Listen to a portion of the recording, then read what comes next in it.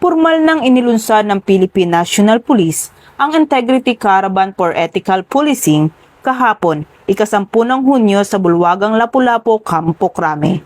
Layunin ng programa na higit pang mapalakas ang integridad, pananagutan at mataas na pamantayang etikal sa hanay ng kapulisan bilang bahagi ng patuloy na reforma at pagpapaunlad sa organisasyon.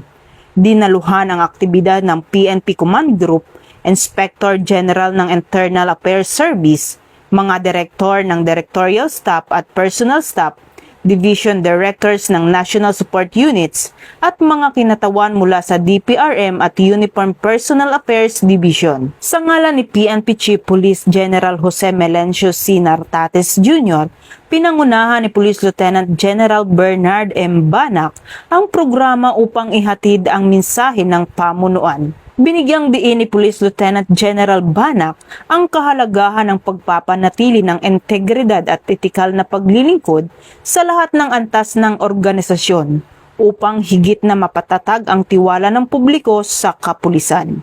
Ang Integrity Caravan ay bahagi ng mas malawak na kampanya ng PNP para sa isang mas responsable, tapat at makataong serbisyo para sa sambayanang Pilipino.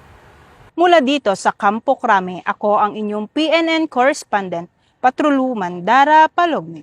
Alagad ng batas, tagataguyod ng balitang pulis. Bagong PNP para sa bagong Pilipinas, serbisyong mabilis, tapat at nararamdaman.